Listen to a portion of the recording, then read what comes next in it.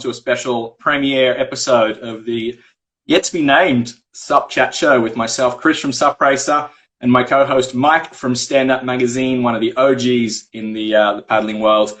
Mike, welcome to the show. And my first question would have to be, how's your year been? A good year. I had actually, as far as SUP goes, I had a really good year. My print magazine had its best year ever. I was really happy. I even got to fly to Switzerland to be a commentator at a really cool SUP race, the ice race in Thun, one of the longest standing races in Switzerland and also in Europe. And to me, things like this is just an absolute gift. You know, I get to go to my homeland. I get to do what I love. I have my expenses covered. And it was a great gift in the month of May, right at the launch of the spring issue of the new magazine. So I'm very grateful for moments like this. And I had one last May, and it was great. And there is no shortage of content for sure coming out of the SUP world. So yeah, I'm happy. I'm happy with that. It's almost like we're a real sport, Mike, the way you're describing it. Yeah, from an athlete's point of view, man, these do we dare to dream? Is it possible after all these years that we're actually a real sport now? Yeah, well, you know, like it depends how you dissect it. I mean, like, these people are hardcore athletes. I really, much respect to everybody. They're training. There are the ones that have structure. I love your cup, by the way. Salute you for that one. Oh, yes. And myself. We can do a little quiz on that one, no worries. No, it depends, of course, how you dissect this whole thing. You know, from an athlete point of view, absolutely. From an organizational point of view, it's a shit show as always. Definitely. But, you know, for me, that's good because it gives me something to talk about. Yeah, there's definitely no shortage of things to talk about. That's why I want to do this show, Mike. For those who didn't see the story yesterday, we basically want to try and make this a weekly happening where we get together on IG Live and just chat about one big topic each week. So we really specifically analyze one big moment in the sport, one event or one incident or something. This episode, this pilot, might be a little bit more general just because we haven't caught up in a while. But we are going to try and keep them relatively brief by my standards. You're a bit better at keeping your videos short. You do good 5 to 10 minute video summaries all the time, but I'm known to ramble. So we're going to try and keep them to about 15, 20 minutes. And yeah, do it every week. Next week or in 10 days, we'll have a recap of the ISA Worlds, which starts in about 5 minutes, actually, in Puerto Rico, the opening ceremony. Yeah. But maybe we can start with that, Mike. The ISA Worlds, let's do a little preview. What's your thoughts? Well, I've been waiting, anxiously awaiting the athletes list for a long time, and eventually the ISA updated their website, and I found the list of athletes. And my first thing was that I was really stoked on was actually the names that I found there. I was like, no way, there's like Jenny Kalmbach, you know, I mean, like, she's a protagonist, if there is even one ever, you know, from way back M2O crossings. I saw Lena from Canada was there, like, and you know, like, or Mexican powerhouse, Bicho Jimenez, Candice Appleby, one of the longest standing ones. So on the female side, I was like, wow, this is going to be cool because these girls are going to be racing against the likes of Cecilia Pompinello, Esperanza. So there's all these European power people, and we haven't really seen those racing against each other. And even though there's a lot of countries, the field is relatively small in compared to other international events. But I'm like, boy, am I looking forward to these ladies battling it out. Yeah, that's a great point. I think that's going to be one of the themes of this event is the generations clashing. And you spot on there, Mike. I was looking at, you posted a great cheat sheet on standupmagazine.com, by the way. Everyone check it out to see who's paddling. But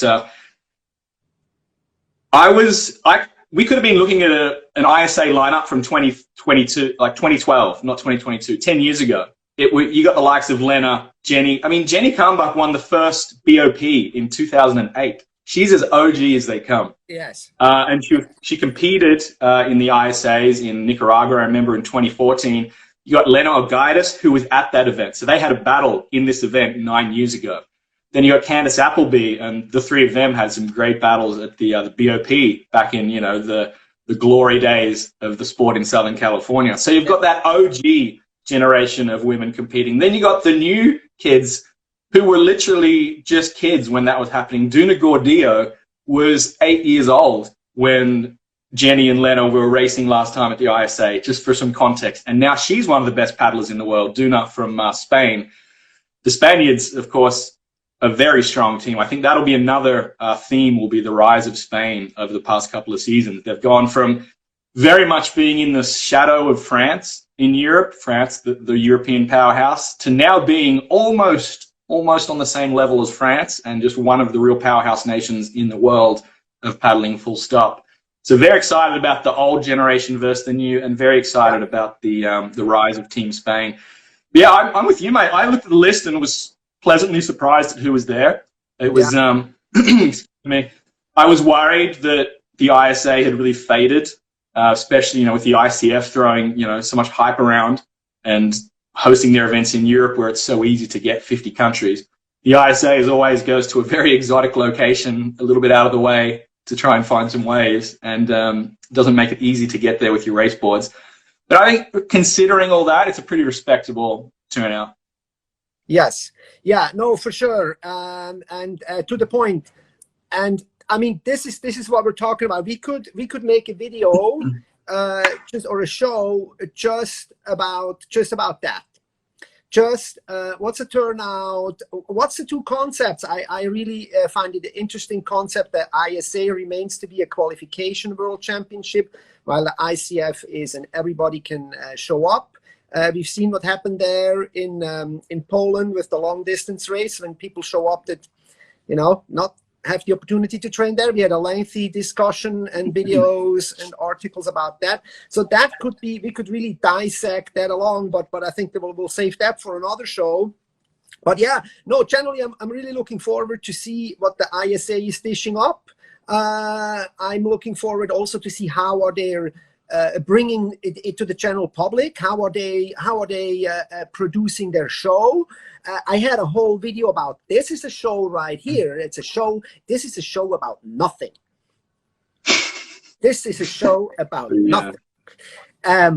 We could, like, you know, like I had a very key moment here, and that maybe is deviating a little bit, but I was watching like the European SUP event on the TV on YouTube, and my kids, it was like, can you switch this? This is so boring. You know, my wife is like, this is a yawner, you know.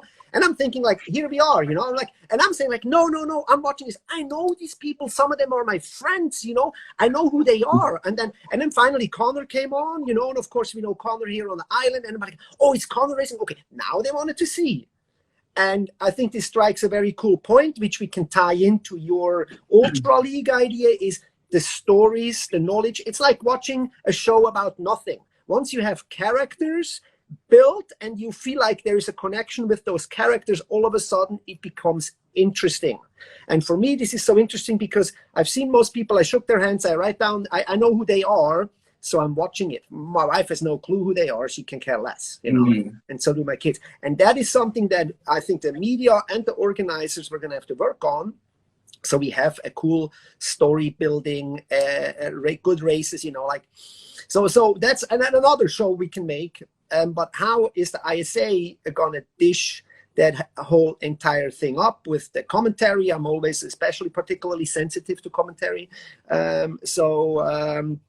We can look at that, and I'm looking forward in 10 days from now when we can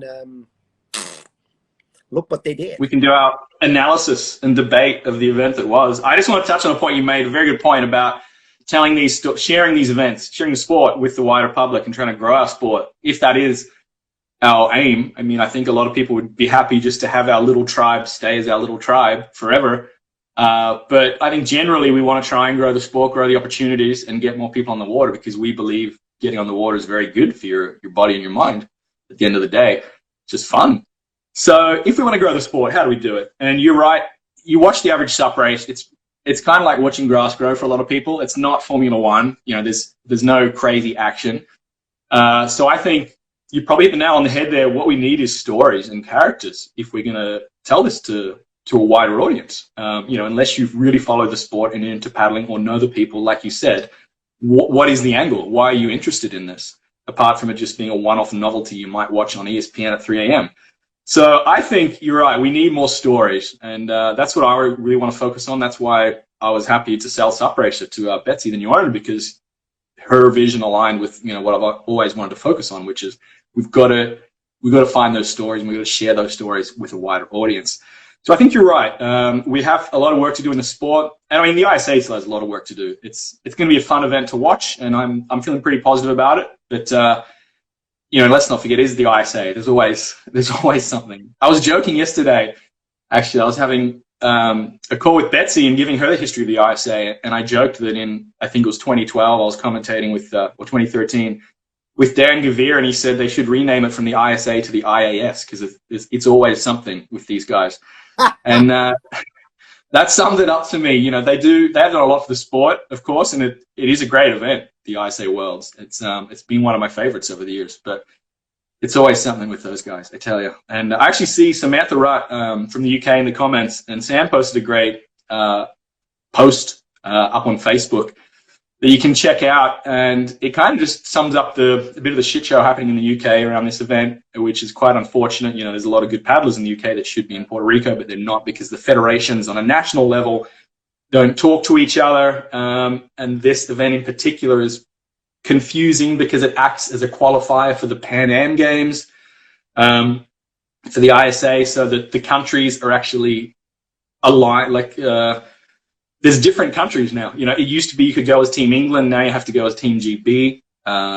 We saw the same thing years ago when, you know, Hawaii and USA merged, and it can get very confusing. And when the national federations aren't chatting, and let's be honest, some of the national federations just don't give a shit about stand-up paddling because they're surfing first.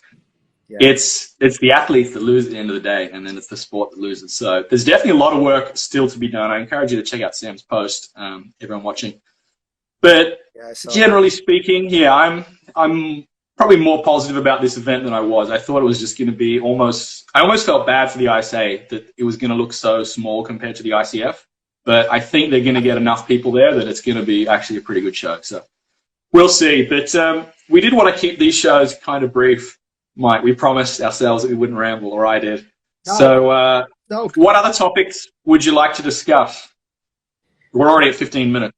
To give a preview of the topics is number one, yes. So production of how are we growing the sport. I made a really interesting observation that prompted me to do a spontaneous video yesterday. But I saw something, and that's something we need to really deep dive into. Is I saw first. I went through the French national championship results, and then I saw every athlete had a club listed on the side. And then a light bulb went off because I just did a piece on Germany's youth. And they're also, these kids, sometimes like 13, 14, really young still, they're all part of some sort of a club. And I'm like, boing, boing, boing, organized clubs where people are structured, organized. That's where the good future is coming out. We've seen it in France. That's why Team France is strong. That's why Spain is so strong with Mallorca.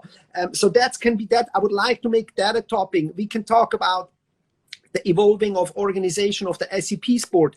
How is it that you know, like it's such a patchwork of surfing associations and paddle associations in different countries. There's different strength. So we can talk about that. I like the ultra races. Is like, how is it that a race in the middle of Tennessee, in the middle of nowhere, draws 400 people with a wait list 180 people deep, and I have barely heard about it. And Caddyshack, you're referring to? Yeah, the Caddyshack, and how is it like, you know, like, and then we can tie this into the stories. Let's say if you had a guy like Titu that everybody knows, if he would show up to a race, now we have a story. T2 against Loic, for example, or whoever, or Michael Booth, you know, the two long distance kings. Michael Booth and T2 show up at the Catechak, you know, or at the last paddler standing, you know. Now we have a story because unfortunately the people that show up, and I go through this list, I have no clue who these people are, so I'm lacking the story there, even though it's a cool thing that they're doing. I was cool, for example, the Yukon River was like, oh, Lincoln Deuce was there. Everybody knows Lincoln, also one of the first guys, and he did it. It was like, oh, cool. Now I got it. Now it sparked my interest. So how can we kind of merge those together? The SUP race world that everybody knows to kind of like those races. So there's a story there. I mean, we could go on and on so many details. We were definitely going to have a show on how many world champions we're going to have this year, because after the third world champion this year in the APP tour, we're going to have quite a list of people that can call themselves world champions. So we're going to have a whole video about that one. I'm looking definitely forward to that. Well, there's no shortage of stuff to talk about. I'm getting excited, mate. I think this weekly show we might almost have to do it twice a week. This could be a daily. You're right.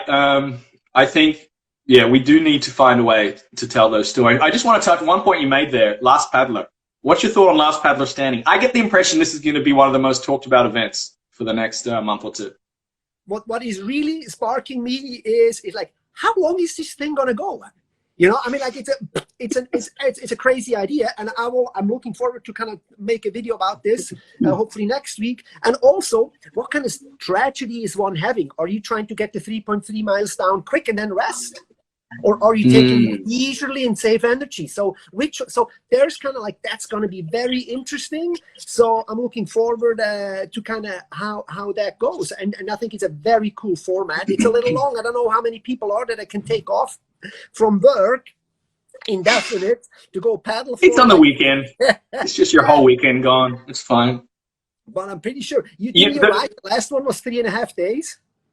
The last, so this concept is essentially inspired by an ultra running event called the Backyard Ultra. Big's Backyard Ultra is the unofficial world championship of that format. And that event last year lasted for 85 hours. So you're running, for them, I think it's 4.5 miles you run per loop. So you've run 4.5 miles every hour on the hour for 85 hours for 3.5 days. It's just... it's that's 340 miles. That's something like, what, 550 kilometers. And I can't even comprehend doing that. So the same thing could happen in Last Paddler Standing. I think they do actually have a time cut because they've got their event permit for about 2.5 days. So at some point they've got to wrap it up. I think Greg, the organizer, said if after 48 hours there's still at least 2 paddlers out there, they're going to shorten the time you have to complete a lap in or something like that to just force a result. But you're right. I think the most interesting thing about this race is the strategy, because anyone can paddle 3 miles in an hour or 3.3 miles. It's not hard. No. I could even do it. But when you do it again and again, you've really got to have a smart strategy. And I was thinking about this. I was kind of like fantasizing yesterday. What if I was in this race? How would I do it? And I thought back to the Yukon when I did the Yukon River Quest, and I remember the first leg of that, I paddled 36 hours straight. And I thought, what if you actually, because I presume most people in Last Paddle will want to do shorter laps and have a break, have something to eat and drink and like recoup. What if you just went completely the other direction and did every lap in 59.5 minutes and just paddled the whole time, but paddled really slow? Like you'd be using so little energy, you just have to stay awake. And, you can eat and drink when you're on your board. That's not hard. But I think in a way it would almost be easier because you're using less energy. And when you get off and have to start again, that's actually the hard part. Yeah. Because your body, like the lactic acid comes in, you're relaxed, you're on the land, and you go, oh, I got to get on the board again. So, yeah, I think it'll be interesting. There'll be people at both ends of the spectrum there. And it's definitely what I'm excited about. Yeah, hopefully they put out some good content and an easy way to follow this thing. And maybe we should live stream it, mate. Let's go to Florida and live stream for 85 hours. I know. And that's another thing, like we could set a record of our own. There's definitely enough to be done. But look, if you look at our little number, there's 20 people watching. We need to get this up to 500 people, and now we can fantasize about a business. We have 5,000 people watching this. Now we have a business. We have 50,000 people watching this. Now we can actually cover our expenses, and that's just the harsh reality of the business. 50,000. We're going Formula One if we get 50,000 on this live stream. We're talking to Bernie and the crew. Yeah, but I think, going back to a point you made earlier, it is true that I think these events have the opportunity to reach a wider audience. I think it is interesting, this Last Paddler concept. Last Paddler is going to be more appealing to the average sports fan than, say, like the Carolina Cup or even the ISA Worlds, like a standard race where it's just about the racing. This isn't about the racing because it's not really a race. It's a mind game. This is a full mental challenge. It's like Survivor or Alone, or one of those shows where you're really watching people suffer and get through on determination and grit and perseverance. And then it's not about the sport, it's about the people and the emotional challenge they go through. So for that reason, that's why I love the Ultras, because it's more than a race. It's a human story. We're gonna have to save this. I'm gonna leave you guys a little cliffhanger here because I'm still skeptic about this. But I will tell you this in the next show. I am definitely still skeptic about that. Well, I know I'm looking forward to that debate because I know we have differing opinions on the future of the sport and what we need. But we might have to leave it there, Mike, because it's 25 minutes and we promised 15 to 20. Way too long already. We've got to. I think once we get onto one topic a week, we'll be able to narrow this down. Yeah, cool. But next week or in 10 days, because the ISA event goes for bloody ever, and we've got to wait for it to finish before we can do our recap. So maybe in 10 days, we're going to have the next episode. It's going to be an ISA recap. Last question before we go, Mike. Who's going to win, let's say, the distance race at the ISA Worlds, men's and women's? Well, it's gonna come down hard because that's going to be between T2 and Boothie would be my thought. With the ladies there, that's a tough one. I might have to give it to Esperanza there. I don't know how hard Candice was paddling and training and all of that. I haven't seen her racing against all these people. So my money would be on Espe there. I think Esperanza, hot favorite for the distance. Don't count out her teammate, Duna Gordillo. She stuck with her a couple of times in Europe there, but I think Esper is definitely the strongest distance race paddler in the world. She even defeated Fiona Wild last year at one of the Euro Tour events. So Esper's going to be hard to beat. On the men's, I'd say, Noik's there as well. It could be Noik. Daniel Hasulio. Daniel Hasulio is there. He's a very good distance paddler if it's more of a flat race. But yeah, you can't go past Boothie. He won the ICF. He's won most of the races. He's the defending champion in this, I believe. Yeah, no, actually, sorry. T2 is the defending champion. You're better with the stats than I am, but yeah, my money. I'm trying to think back. It's been so long since we had an ISA World. I can't remember who was there. I'm going to neck race between Boothie and T2. Yeah, I think that's going to be the one to watch. It's going to be good. It's always something with ISA Worlds, good and bad. So we'll see what it is this time. Cool. Anyway, mate, let's leave it there. Thanks everybody for watching. We'll try and post a replay of this. I got to figure out the technical side of that in a moment. But we'll try and make these a weekly thing. Cheers, mate. Thanks for having me. Aloha, everybody.